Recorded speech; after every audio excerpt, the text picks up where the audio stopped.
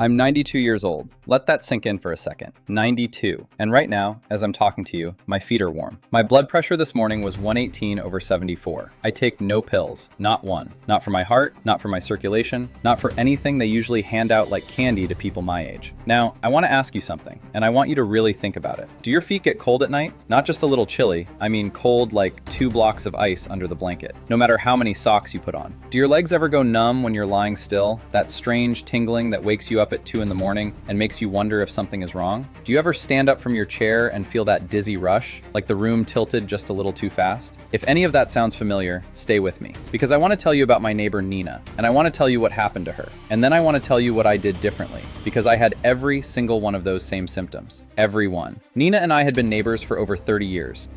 We moved into the same building the same summer, raised our kids in apartments right across the hall from each other, watched our grandchildren grow up together. She was sharp as a tack, funny, opinionated, the kind of woman who had a story for everything and an opinion on everyone. I loved her dearly. I still do. About 5 years ago, when we were both in our late 80s, Nina started mentioning things in passing. Little things. The way you mention them when you don't want anyone to make a fuss. She'd say, "Oh, my feet have been so cold lately, I don't know what it is." And I'd ask her, "Nina, how long has that been going on?" And she'd wave her hand, that dismissive wave she had, and say, "Oh, I don't know, a few months maybe. It's just age, Maria. What do you expect at our age?" That phrase, "it's just age." I heard it from her so many times over those 2 years that I started to dread it. Because what I was watching wasn't age. What I was watching was a set of signals, quiet and persistent, that her body was sending her over and over again, and she was choosing not to listen. The cold feet got worse.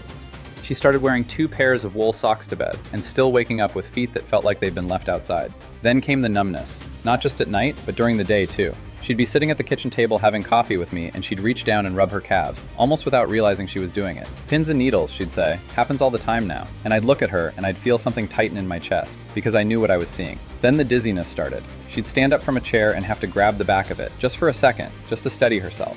She told me she'd nearly fallen twice in her kitchen. Twice. And still, she said it was just age. She said her mother had been the same way. She said all her friends had the same things happening to them. She said the doctor would just put her on more medication, and she didn't want that. I understood that fear. I really did. None of us want to walk into a doctor's office at 88 and walk out with a new prescription that leads to another prescription that leads to another. I understood exactly why she was hesitating.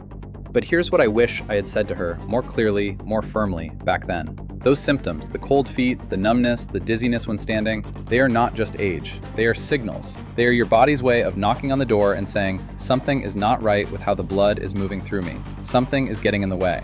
I think about blood vessels the way I think about the old pipes in a building like ours. You know how it is. You live in a place long enough, you start to notice the water pressure isn't what it used to be. The pipes get narrow inside. Years of mineral buildup, years of sediment, years of things passing through and leaving a little residue behind. The water still flows, but not the way it should. Not freely, not fully. And the rooms at the end of the line, the ones farthest from the source, they're the first ones to feel it. They get less. They get cold water when everyone else gets hot. That's what was happening to Nina's feet. That's what was happening to her legs. The blood was still moving, but it wasn't moving the way it needed to. The vessels were narrowed, stiffened, struggling. And her heart, that faithful, tireless muscle, was working harder than it should have been just to push blood all the way down to her extremities. That dizziness when she stood up, that was her blood pressure dropping too fast when she changed position, because her vessels couldn't adjust quickly enough. That's not just age, that's a warning. Nina passed away 18 months after those conversations. She had a stroke. She was in the hospital for 11 days. I visited her every day I could, and I sat with her, and I held her hand, and I watched her struggle to find words that used to come to her so easily. She recovered some of what she lost, but not all of it. She spent the last months of her life in a way that Nina, the real Nina, the sharp, funny, opinionated Nina, would never have chosen for herself. I'm not telling you this to frighten you. I'm telling you this because I think about it every single day. I think about those conversations in the kitchen. I think about all the times she waved her hand and said, "It's just age." And I honestly wonder, if things might have been different if she had listened to those signals sooner, if she had taken them seriously.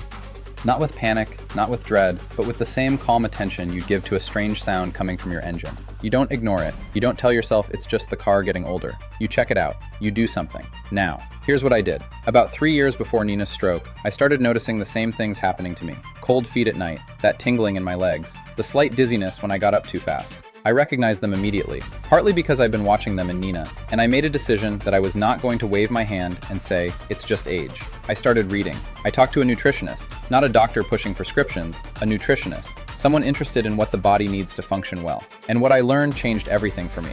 The two things that were missing from my body, and for most people our age, were magnesium and flaxseed. Not in pills, not in supplements with long ingredient lists I couldn't pronounce, in a simple drink. Something warm, something I could make in my own kitchen in 5 minutes before bed. Here's why those two things matter so much, and I want you to really hear this.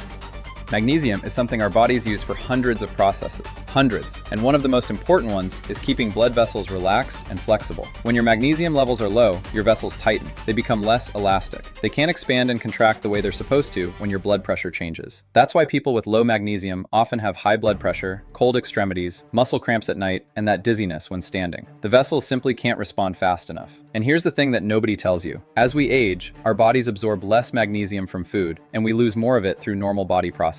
So even if you're eating reasonably well, you may be running low without knowing it. It's one of the most common deficiencies in people over 60, and it's almost never talked about. Flaxseed is the other half of this. Flaxseed is rich in something called lignans and omega-3 fatty acids, and what those do, together, is remarkable. They help reduce inflammation in the vessel walls. They help keep the inner lining of your arteries smooth and clear, so that blood can move through the way it's supposed to. Think back to those old pipes. Flaxseed is like a gentle, ongoing cleaning, not a harsh chemical flush, but a slow, steady maintenance that keeps things moving freely. It also helps with something called viscosity. That's the thickness of your blood. Blood that moves too slowly, blood that's too thick, is harder for your heart to push all the way to your feet. Flaxseed helps thin it just enough, naturally, so that circulation improves. Together, these two things do something that no single medication I've ever been offered could do. They address the root, not the symptom, the root. And the timing matters. This is important. I drink this every evening, about an hour before I go to bed. Not in the morning, not at lunch, before bed. Here's why. When you sleep, your body goes into its deepest repair mode. Your heart rate slows, your blood pressure drops, your vessels have a chance to recover from the day. If you give your body magnesium right before that window, it has the whole night to absorb it, to use it, to let those vessels relax and open up properly. By morning, your circulation has had hours of support instead of hours of constriction. That's why I wake up with warm feet. That's why my pressure is stable. That's why I don't have that dizzy rush when I stand up. The drink itself is simple. I warm up a cup of water, not boiling, just warm, the way you'd want it to be comfortable to drink. And I stir in a teaspoon of ground flaxseed and a small amount of magnesium powder. There are different forms of magnesium, and the one that absorbs best and is gentlest on the stomach is magnesium glycinate, or magnesium citrate. I use about 200 milligrams, not more. You don't need a large amount, you need the right amount, consistently, over time. I stir it until it's dissolved, I sit down, I drink it slowly, and then I go to bed. That's it. That's the whole thing. I know it sounds too simple. I know that when we're used to being told that our health problems require complicated solutions, expensive interventions, long lists of medications, something this straightforward can feel almost suspicious. I felt that way too in the beginning. I kept waiting for the catch. The catch never came. What came instead was 3 years of waking up with warm feet. 3 years of blood pressure readings that made my doctor look at me with something between admiration and confusion. 3 years of sleeping through the night, without that tingling, without that cramping, without that sense of unease that I think a lot of us carry quietly, when we know something isn't right, but we don't know what to do about it. I think about Nina when I make that drink every night. I think about her in that kitchen, rubbing her calves, waving her hand. I think about how much she knew, how smart she was, how much she had still left to give. And I think about how differently things might have gone if someone had sat her down and said, Nina, this is not just age, this is a signal, and there are things you can do. There's a question I've been sitting with for a long time, and I think it's worth putting out into the world. Why don't we talk about this more? Why is it that we are so willing to accept decline as inevitable? To look at cold feet and numbness and dizziness and say, well, that's just what getting old is, when the evidence says otherwise. When there are simple, accessible, inexpensive things that can genuinely make a difference.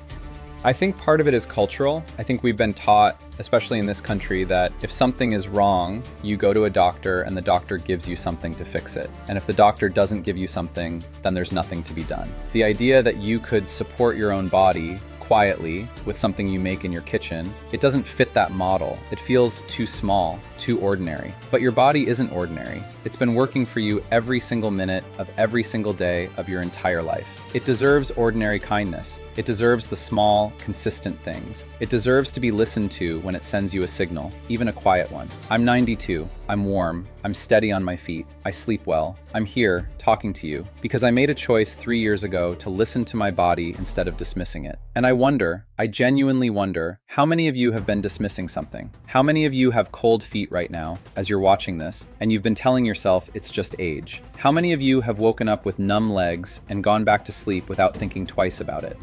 How many of you have grabbed the back of a chair when you stood up and then just kept moving, not mentioning it to anyone, not even really acknowledging it to yourselves? I wonder what Nina would say if she could see me now, making my little drink every night, warm and steady at 92. I think she'd laugh. I think she'd say, "Maria, you always were the stubborn one." And I'd say, "Yes, Nina, I was. And I'm glad." There's something about reaching this age that changes how you think about time. You stop taking the quiet evenings for granted. You stop assuming that tomorrow will look like today. You become very aware, in a way that's not frightening but is very clear, that the choices you make now are the ones that determine what the next years look like. Not dramatically, not all at once, but steadily, the way water shapes stone. I made a choice to listen. I made a choice to do something small and consistent and kind for my body. And my body answered. That's all I wanted to tell you. Not to frighten you, not to sell you anything.